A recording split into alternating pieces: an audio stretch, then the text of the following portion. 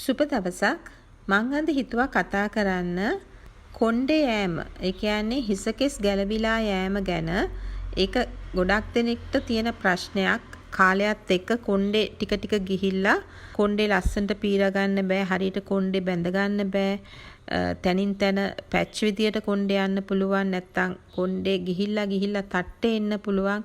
ඒක නිසා ඒක සමහරෙක්ට මානසික ප්‍රශ්නයක් බවට උනත් පත් වෙන්න පුළුවන්. ඒක නිසා අපි අද කතා කරමු කොණ්ඩේ යන්න හේතු මොනවද? ඒ වගේම කොණ්ඩේ රැක ගන්න අපි මොකද්ද කරන්න ඕනේ කියන එක මේ වීඩියෝ එකෙන්. බාහිරව අපේ කොණ්ඩේට ඇතිවන ප්‍රශ්න නිසා කොණ්ඩේ යන්න පුළුවන්. අපි කොණ්ඩේ පිරිසිදු කරන්න භාවිතා කරන ෂැම්පූ එකේ ඉඳලා අපි කොණ්ඩේ සෝදන්න භාවිතා කරන වතුර මේ හැමදේම වැදගත් කොණ්ඩේ ආරක්ෂා කර ගන්නවා නම්.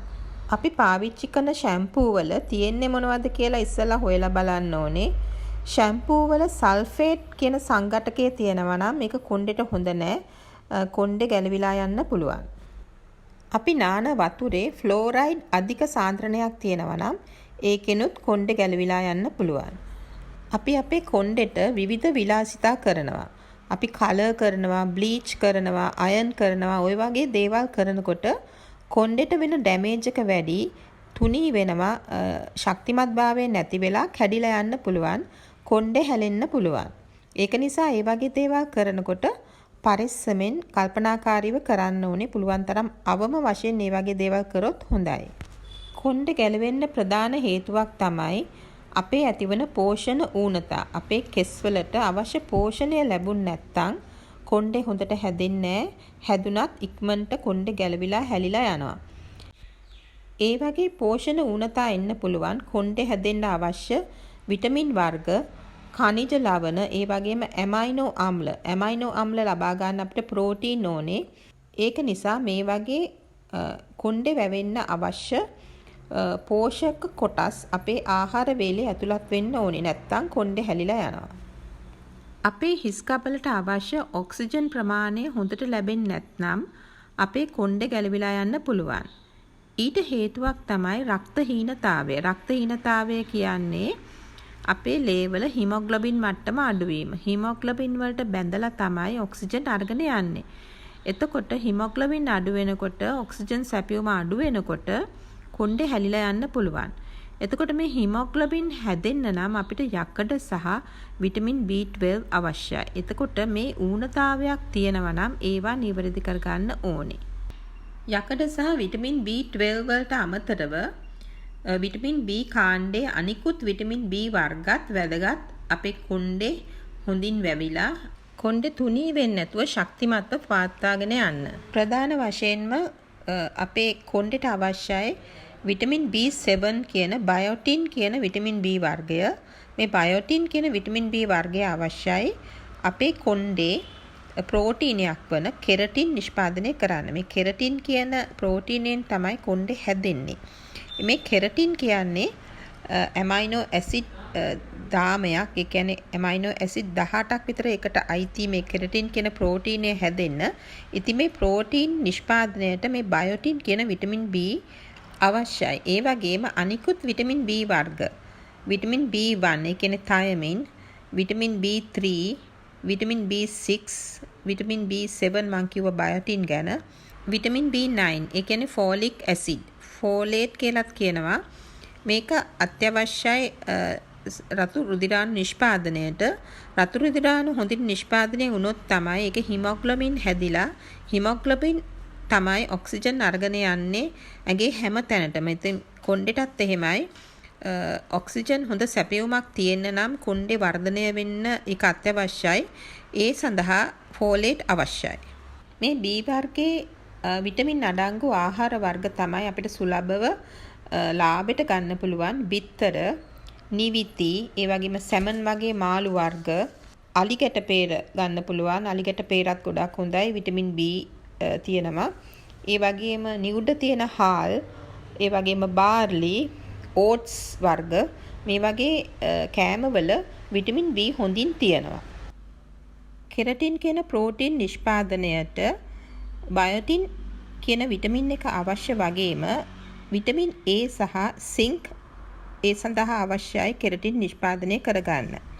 මම කිව්වා කෙරටින් කියන්නේ ඇමයිනෝ ඇසිඩ් වල දාමයක් කියලා. ඇමයිනෝ ඇසිඩ් එකට එකතු වෙලා හැදිච්ච දාමයක්. ඒක නිසා මේ ඇමයිනෝ ඇසිඩ් ලබා ගන්න අපිට හොඳ ප්‍රෝටීන් ප්‍රභවයක් ඕනේ. අපි හොඳට මස් මාංශ අනුභව කරොත් තමයි මේ ඇමයිනෝ ඇසිඩ් අපිට අවශ්‍ය විදියට අපේ ආහාරයට එකතු වුණොත් තමයි මේ කෙස් වලට කොණ්ඩේ හදාගන්න කොණ්ඩේ කෙස්ගස් නිෂ්පාදනයේදී ඒක වැදගත් වෙන්නේ. විශේෂයෙන්ම ඇමයිනෝ ඇසිඩ් වන ආජිනින් සහ ලයිසින් කියන ඇමයිනෝ ඇසිඩ් අවශ්‍යයි මේ කොණ්ඩේ නිෂ්පාදනය කරන්න. හොඳ ශක්තිමත් කොණ්ඩයක් හදාගන්න නම් අපිට සිංක් ඕනේ, විටමින් D, කැල්සියම්, මං කිව්වා B විටමින්ස්, යකඩ, ඒ වගේම මැග්නීසියම්, විටමින් A සහ විටමින් C වගේ සංඝටක අපේ ආහාරයෙන් අපි ඇතුල් කරගන්න ඕනේ. එතකොට තමයි අපිට නිරෝගී කෙස් කලඹක් ලබා ගන්න පුළුවන් වෙන්නේ. විටමින් D වගේම ඔමෙගා 3 ෆැටි ඇසිඩ්ස් වලිනුත් පුළුවන් කොණ්ඩේ අනේක වළක්වා ගන්න. කොණ්ඩේ ආශ්‍රිතව හිස් කබලේ එන ප්‍රදාහයන් වලට මේක ප්‍රයෝජනවත් වෙනවා.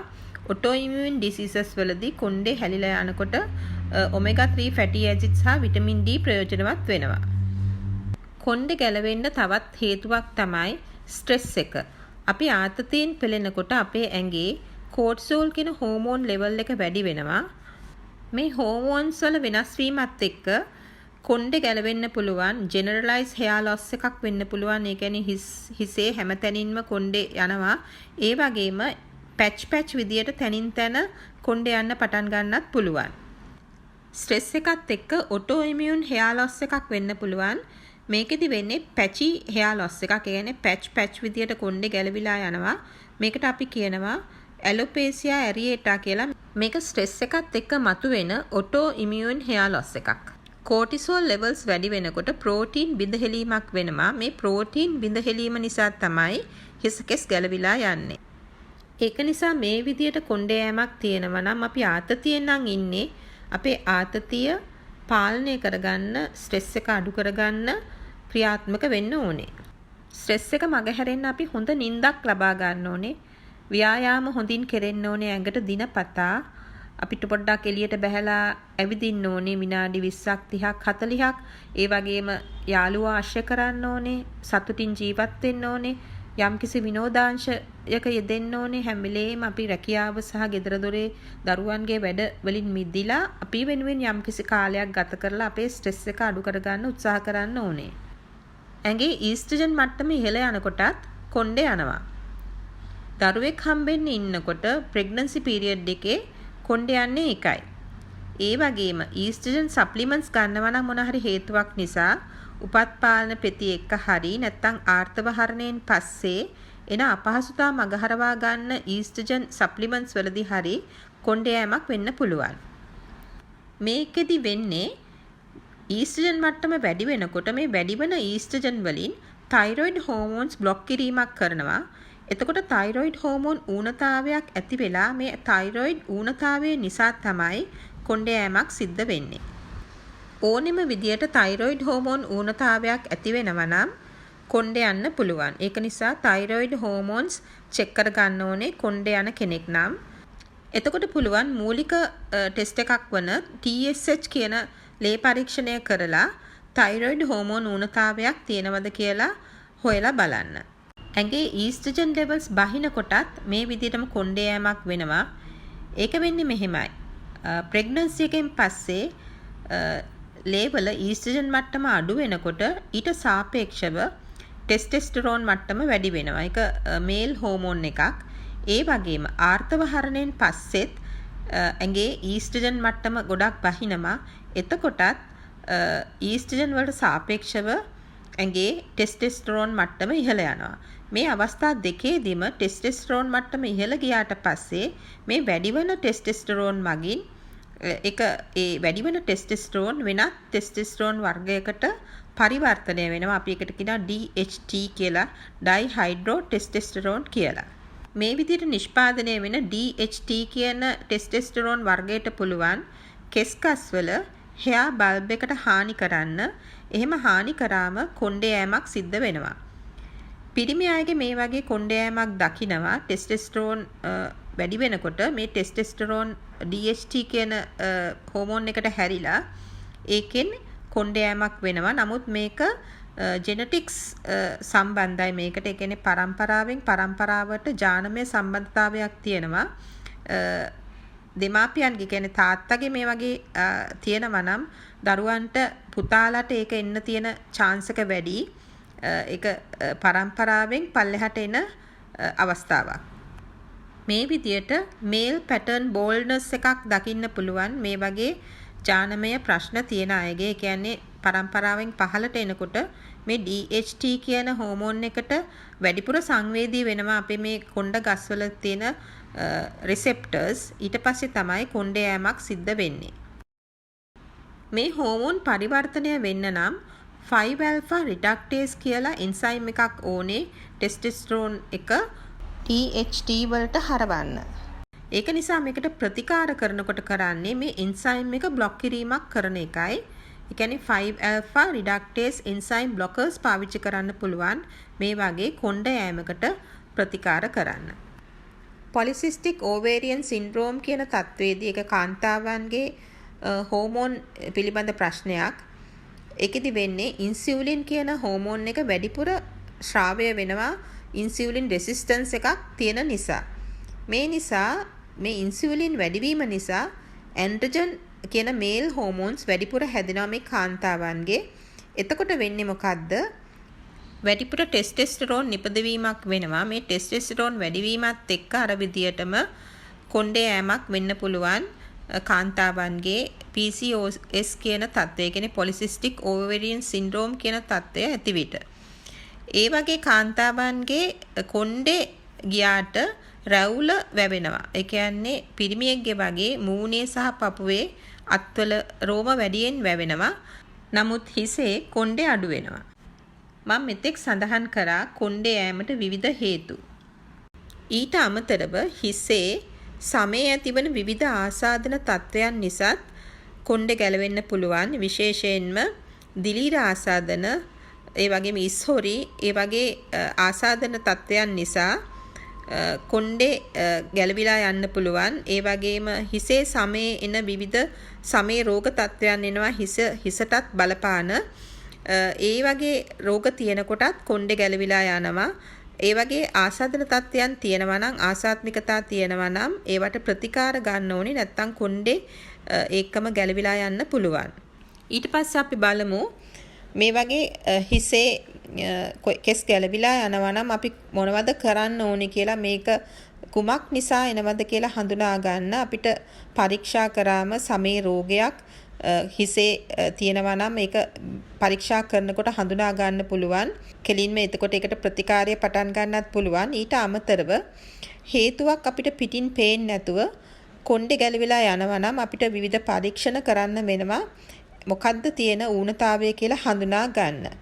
එක පරීක්ෂණයක් තමයි අපි ෆුල් බ්ලඩ් කවුන්ට් එකක් කරනවා. ෆුල් බ්ලඩ් කවුන්ට් එකක් කරාම අපිට පුළුවන් එකේ HB ලෙවල් එක බලන්න. HB කියන්නේ හිමොග්ලොබින් කියන ලෙවල් එක. හිමොග්ලොබින් ලෙවල් එක අඩුයි නම් ඊට පස්සේ අපිට පුළුවන් යකඩ ඌනතාවයක් නිසා අඩු වෙනවාද නැත්නම් විටමින් B12 වල ඌනතාවයක් නිසා එනවද කියලා හොයලා බලන්න නම් අපිට පුළුවන් බ්ලඩ් පික්චර් එකක් කරන්න. බ්ලඩ් පික්චර් එකක් කරාම පුළුවන් මොන වගේ ඌනතාවයක් නිසාද HB අඩු වෙන්නේ, හිමොග්ලොබින් අඩු වෙන්නේ කියලා හොයාගන්න. ඊට පස්සේ ඒ ඌනතාවය මග ඇරෙන්න අපිට විටමින් ගන්න පුළුවන්. ඊට අමතරව පුළුවන් අපිට හයිපෝතයිරොයිඩිසම් කියන තත්ත්වය අපි සැක කරනවා නම් TSH කියන පරීක්ෂණය කරන්න. තයිරොයිඩ් ස්ටිමියුලේටිං හෝමෝන් කියන පරීක්ෂණය ඉල්ලන්න පුළුවන්. එතකොට අපිට පුළුවන් හයිපෝතයිරොයිඩිසම් කියන තත්ත්වයක් තියෙනවා නම් මේක හඳුනා ගන්න. ඒව තමයි මූලික පරීක්ෂණ අපිට කරන්න පුළුවන් කොණ්ඩේ යනකොට.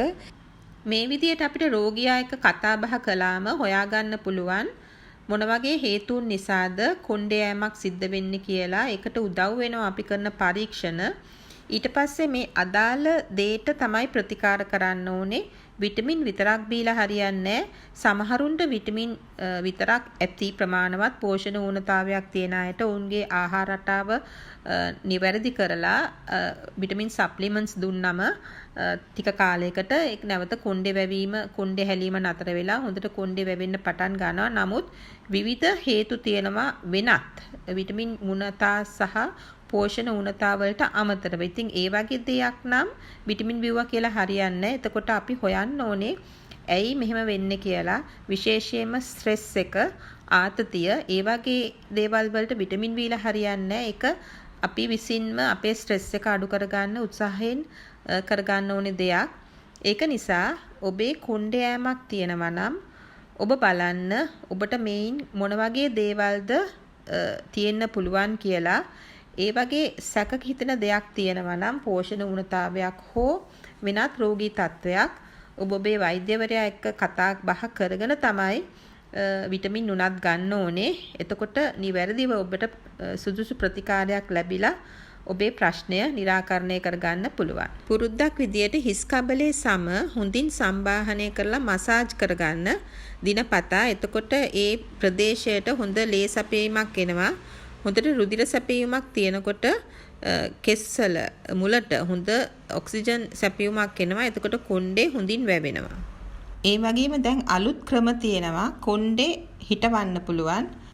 මේ ඔක්කොම ප්‍රතිකාර වලින් නැවත කොණ්ඩේ වැවීමක් වෙන්නේ නැත්නම් ඒ වගේම ගොඩක් ප්‍රදේශයක කොණ්ඩේ ගැලවිලා ගිහිල්ලා තියෙනවා නම් ඔබට පුළුවන් මේ වගේ ප්‍රතිකාර සඳහා යොමු වෙන්න.